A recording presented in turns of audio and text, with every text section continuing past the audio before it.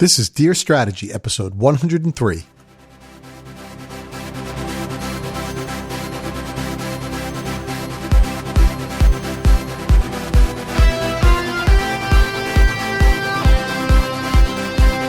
Welcome to another episode of Dear Strategy, where we answer all of your questions about product and business strategy. Real questions from real people in real companies, just like yours. Welcome back, strategy creators, to another episode. This is episode 103, and we are in the new year with our new formats and all kinds of different things. And, just to break it down for those of you who may have missed the last couple of episodes, we're starting off the new year and going into our next 100 episodes with a little bit of a twist on the original format, where, of course, we're still answering standard strategy questions on tools and terminology and things like that. But we're mixing in some other things as well. One of the things we're mixing in is some different questions on hopefully some strategy situations, right? So, if you have a particular situation in your company that you want some advice on, ask away, right? And of course, we're going to hide the names and we don't want to be too specific so that you're revealing anything confidential. But those are some questions that we'd like to see more of. And we have some of those from our own experience that we're going to drop in here every once in a while. And we'd like to hear from our audience as well, to hear the kinds of things that you have. But then we're also putting in what we're calling strategy stories, right? Questions about strategy stories. So people who are sharing experiences that they have with companies, customer service experiences, things that they see companies doing. And, get our opinion, get our analysis, and ask, what was the strategy? And do you think it was a good strategy? And if you want an example of that, go to last week's episode 102, or I should say the last episode. It wasn't exactly 1 week ago, but you get the idea. And listen to that one, and you'll get an idea of what we're talking about with strategy stories. So if you have one of those to share, go ahead and hit us up. Go to our dearstrategy.net website. Click on the contact link and you'll be able to share a story, ask a question, do whatever you want. We're trying to open this format up a little bit to make it a little bit more interesting, exciting, and prepare for the next 100 episodes and beyond. So today we have a question that's a little bit more of a standard question that we've gotten before, but it actually draws upon a question that we answered a few episodes back or several episodes back. So we'll get right to that. And here is the question. Dear Strategy, thank you for the 5-part series that explained TAM, SAM, and SOM back in April. Once I've decided what those are for my company, how do I then figure out how big any of those are in terms of revenue? What sources might I go to figure out how big my market is? So this is great because it's drawing upon something that we did last year, April of last year, which was 2019, for those of you who may be listening sometime late in the future. But just to kind of go back to that. And of course, I do recommend that you go back to those episodes, check that out on TAM, SAM, and SOM. There's a whole series that we did on that in April of 2019. But just to kind of refresh your memory, what is TAM, SAM, and SOM? So these are kind of standard marketing terms. Generally, they're used to forecast market sizes and what your position in those markets would be. TAM typically stands for total available or total addressable market. So it could be either of those. They're kind of used interchangeably. SAM stands for serviceable addressable or serviceable available market. And then SOM stands for serviceable obtainable market. And they are in that specific order because TAM is the total market that's available to you. SAM is the part of that total market that you could actually service. And then the SOM is the part of that serviceable market that you could actually obtain. And that SOM would be more equivalent to the market share that you expect to get in however you define your market or choose to define your market. So that's where TAM, SAM, and SOM comes from. Now, what's really nice about this, and the reason this cascading approach works really well, is because a lot of times companies will say, well, I want to get this amount of dollars, this amount of revenue. And that's what I'm striving for. Well, that's great. But if the market isn't big enough to allow you to get that, then that's not going to make sense. And I've seen this many times. Companies say, I want to get 100 million. All right, well, the market is only 100 million. So are you expecting you to get 100% of the market? That doesn't make a lot of sense. So I usually recommend that people kind of start with this, what is the total market available? What's the part you could service? What's the part of that you think you could obtain? That gives you a realistic view of what your actual sales could be based on the size of the market rather than just on what you want it to be, right? So that's the approach. Now, the question here is, okay, I get it. And I get the terms. I get the terminology that you were using, and that all makes sense. But how in the world do I get these numbers? They're not so easy to obtain, right? So what are some ways that we can get a handle on what these numbers are? Really, really great question without an easy answer, I'm afraid. There is no definitive go here, right? I can't give you that. But what I can do is kind of point you in a couple of different directions.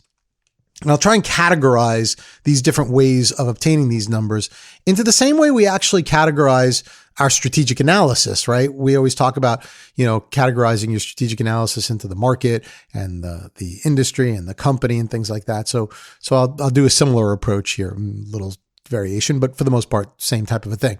So let's start off with the industry piece, right? So we're going to categorize into those three buckets, the industry piece. So this is the most common place that you're going to get information. And I would tell you that there's a lot of information available, particularly if you're in the B2B space. That's the one, frankly, I'm most familiar with. It's where my background is. It's where I come from. And I know in all the B2B companies that I've worked for, there are actually third-party services that you could subscribe to that sized up different markets and gave you data on the sizes of different markets, right down to specific products in some cases. And you pay a monthly subscription for that. And, it's not a cheap subscription, as I recall, but it is really, really valuable. And that can help you to size up what these markets are that you're actually looking at. I'll tell you that sometimes, especially if you work for a big company, your company may already be subscribed to some of these services and you don't even know it. So definitely look into that, right? If there's a strategic department or even the marketing departments or anybody who's responsible for data, they probably would know if you have these subscriptions or not, or at least they would know if these subscriptions apply to your industry. And I would definitely look into that. Another thing you could be looking at in the industry area is, sometimes the government, right? Local governments and so forth will put out data on, the manufacturing industry and the housing industry and things of that nature. And those will be good sources for sizes of markets as well. So that's something that I would definitely look into. And then another thing is if you're part of associations, right? So if you're in the electrical industry, or, the oil and gas industry and things like that, most of them have associations that are associations for the manufacturers within those industries.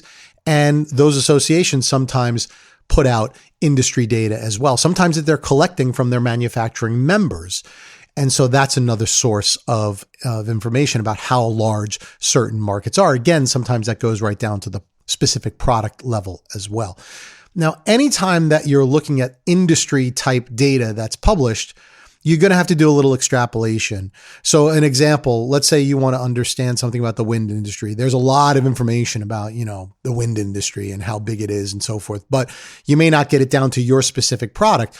So it's worth knowing what percentage of a specific installation or a typical installation your product comprises. So if you're selling a component into the wind industry and a typical wind project, your product makes up 1% of that installation, then you can take the big industry numbers, take 1% of it, and that's pretty much the size of your particular market. So that's kind of the extrapolation that you could expect to have to do. It's never going to be an accurate and an exact science, but it's going to get pretty close. And so that's where I would say. So in that industry data part, that's where I would start. Still in that industry category, as you know, for our strategic process, we also put competitive data in the industry category. That is another good place to go, especially if you're a publicly traded company. Sometimes you could take your largest competitors. It makes up 90% of the market and they're all publicly traded, which means they're publicly reporting their numbers. Add those all up and you have the size of markets. Again, you're going to have to do some extrapolation to get down to your exact, product market, but shouldn't be too difficult to do because the percentage of a total market that your product makes up. If you add up all the competitive data, then you can pretty much do some extrapolation and figure out how big certain things are. So that's in the industry bucket, right? Competitive data and then pure industry data, I would say, from places like third-party resources, manufacturers associations, and then also maybe government publications and things like that. I would say that out of everything we'll talk about, that's probably the most common place that you're going to get this type of information, but really, really good places to start. Now let's move over to the market bucket. As you know, in the market bucket, we put our customers, right? And I would say customers are a good source of information for this as well, especially if you work through channel partners or distributors or retailers.